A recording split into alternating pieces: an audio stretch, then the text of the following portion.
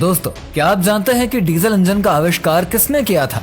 और जब पूरी दुनिया में भाप इंजन चल ही रहा था तो फिर डीजल इंजन को आखिर क्यों बनाया गया? अगर नहीं तो चलिए जानते हैं डीजल इंजन के आविष्कारक और वैज्ञानिक के बारे में और समय समय पर किए गए इसमें सुधारों के बारे में। दोस्तों, एक युग था स्टीम इंजन का, जहाँ पर सारी दुनिया उस समय स्टीम इंजन पर ही आधारित थी, जहाँ पर हर जगह स्टीम इंजन का ही राज हुआ करता था।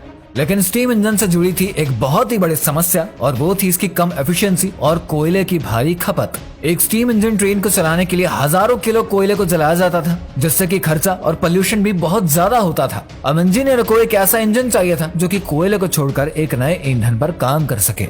लेकिन तभी सन 1860 में लेनोर ने कोल गैस पर चलने वाले इंजन का आविष्कार कर दिया और ये दुनिया का सबसे पहला इंटरनल कंबस्शन वाला इंजन बन गया। लेकिन ये इंजन इतना ज्यादा पावरफुल नहीं था जो कि सीधे स्टीम इंजन को चुनौती दे सके।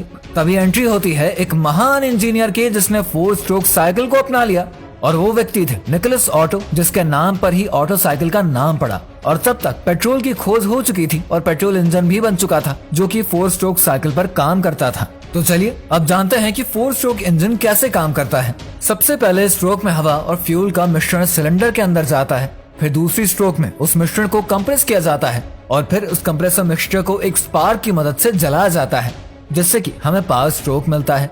और चौथे स्ट्रोक में उस जली हुई गैस को सिलेंडर से बाहर ढकेल दिया जाता है। लेकिन उसी समय के दौरान दुनिया में एक और नया इंजन आ चुका था, जैसे कि हॉट बोल हेवी ऑयल इंजन कहा जाता था। इस इंजन में एक बोल के अंदर हेवी ऑयल को गर्म करके वेपराइज किया जाता था, फिर उसे पिस्टन की मदद से कंप्रेस करके दबाव बनाया जाता था और गर्म होता फ्यूल अचानक से जलकर पिस्टन को आगे ढकेल देता है और इस तरीके से वो इंजन चल पड़ता है।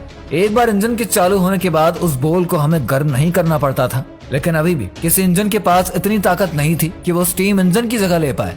ये सारे के सारे इंजन एक ही सिद्धांत पर काम करते हैं, जिसमें कि ईंधन से उत्पन्न हीट को वर्क में बदला जाता था।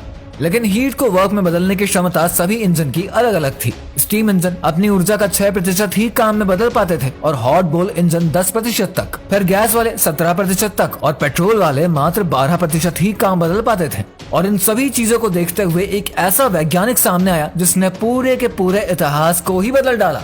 रुडोल्फ डीजल जर्मनी के प्रसिद्ध इंजीनियर थे। रुडोल्फ डीजल ने सोचा ऐसा कोई ना कोई इंजन जरूर बनाया जा सकता है जो कि इन सारे इंजन से एफिशिएंट हो और वो बिल्कुल ही सही थे। तो चलिए अब जानते हैं रुडोल्फ डीजल द्वारा बनाए गए इंजन के बारे में।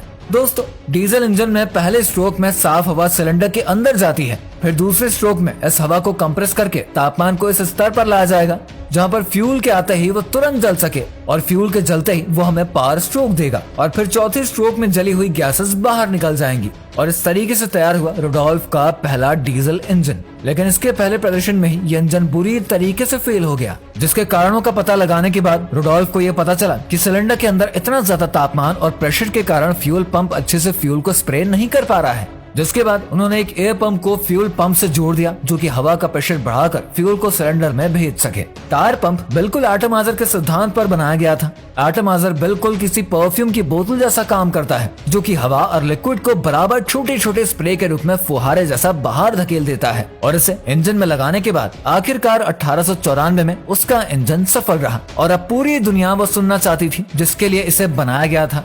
और उस समय इस इंजन की एफिशिएंसी 27% की थी, जो कि किसी भी अन्य इंजन से कहीं ज्यादा थी। और अब पूरी दुनिया ये समझ चुकी थी कि हमारा भविष्य डीजल इंजन ही है, जिसे कि अब नए नए कामों के लिए इस्तेमाल किया जाने लगा। तो दोस्तों, आज के इस वीडियो में इतना ही। वीडियो अच्छी लगी है तो उसको लाइक और शेयर जरूर करिए। धन्यवाद।